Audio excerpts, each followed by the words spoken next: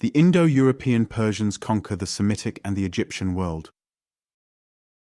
The world of Egypt and Babylon and Assyria and Phoenicia had existed almost 30 centuries, and the venerable races of the fertile valley were getting old and tired.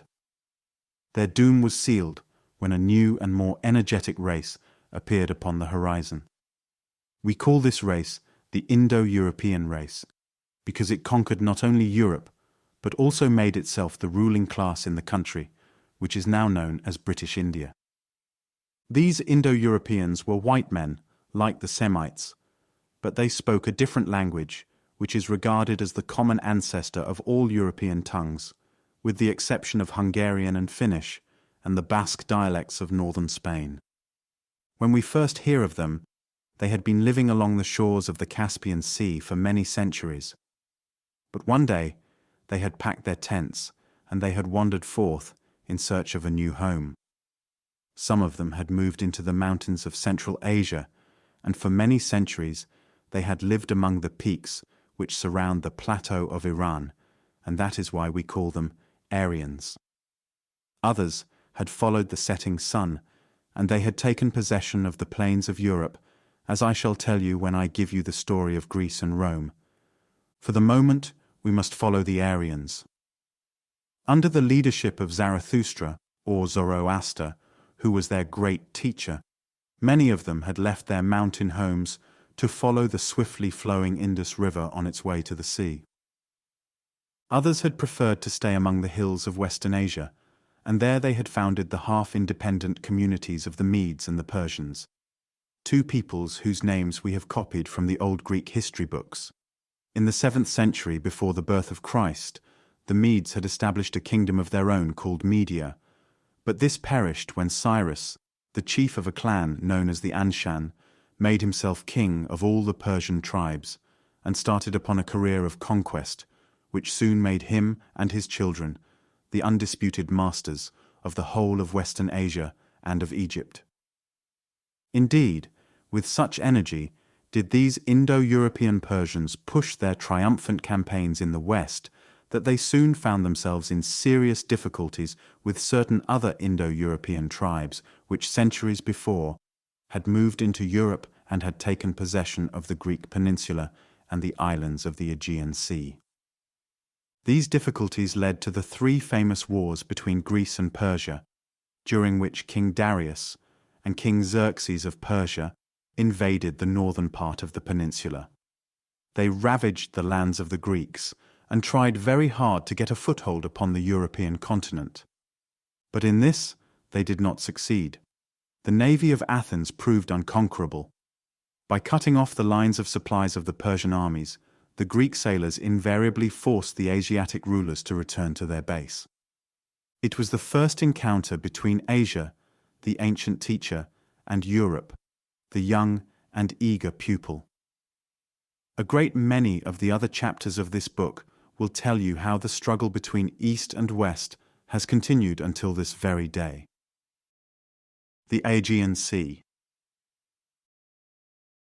The people of the Aegean Sea carried the civilization of old Asia into the wilderness of Europe.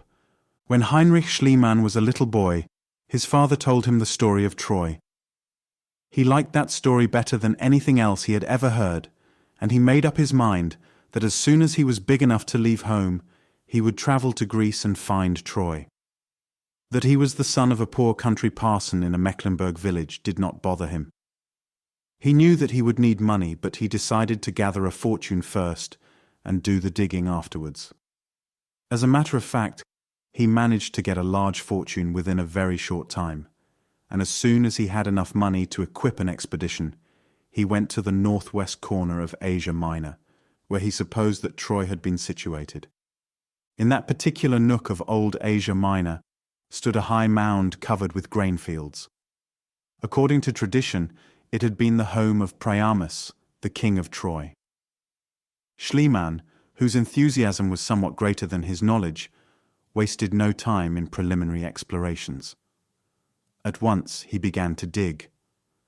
And he dug with such zeal and such speed that his trench went straight through the heart of the city for which he was looking, and carried him to the ruins of another buried town, which was at least 1,000 years older than the Troy, of which Homer had written. Then something very interesting occurred.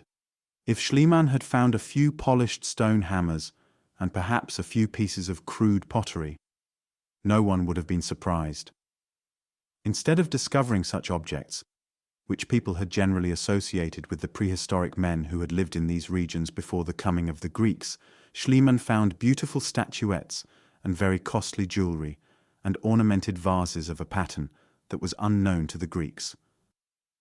He ventured the suggestion that fully 10 centuries before the Great Trojan War, the coast of the Aegean had been inhabited by a mysterious race of men who in many ways had been the superiors of the wild Greek tribes who had invaded their country and had destroyed their civilization, or absorbed it, until it had lost all trace of originality, and this proved to be the case.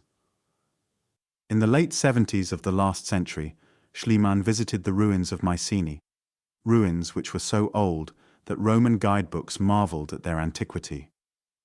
There again, beneath the flat slabs of stone of a small round enclosure, Schliemann stumbled upon a wonderful treasure trove, which had been left behind by those mysterious people who had covered the Greek coast with their cities, and who had built walls so big and so heavy and so strong that the Greeks called them the work of the Titans, those godlike giants who in very olden days had used to play ball with mountain peaks. A very careful study of these many relics has done away with some of the romantic features of the story. The makers of these early works of art and the builders of these strong fortresses were no sorcerers, but simple sailors and traders. They had lived in Crete and on the many small islands of the Aegean Sea. They had been hardy mariners, and they had turned the Aegean into a center of commerce for the exchange of goods between the highly civilized East and the slowly developing wilderness of the European mainland. For more than 1,000 years, they had maintained an island empire which had developed a very high form of art. Indeed, their most important city, Knossos, on the northern coast of Crete, had been entirely modern in its insistence upon hygiene and comfort. The palace had been properly drained, and the houses had been provided with stoves, and the Gnossians had been the first people to make a daily use of the hitherto unknown bathtub. The palace of their king had been famous for its winding staircases and its large banqueting hall. The cellars underneath this palace, where the wine and the grain and the olive oil were stored, had been so vast and had so greatly impressed the first Greek visitors that they had given rise to the story of the labyrinth, the name which we give to a structure with so many complicated passages that it is almost impossible to find our way out once the front door has closed upon our frightened selves. But what finally became of this great Aegean empire, and what caused its sudden downfall, that I cannot tell.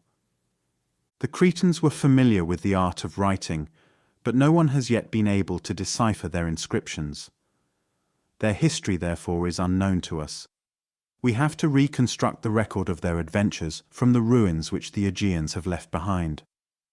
These ruins make it clear that the Aegean world was suddenly conquered by a less civilized race which had recently come from the plains of northern Europe. Unless we are very much mistaken, the savages who were responsible for the destruction of the Cretan and the Aegean civilization were none other than certain tribes of wandering shepherds who had just taken possession of the rocky peninsula between the Adriatic and the Aegean seas, and who are known to us as Greeks.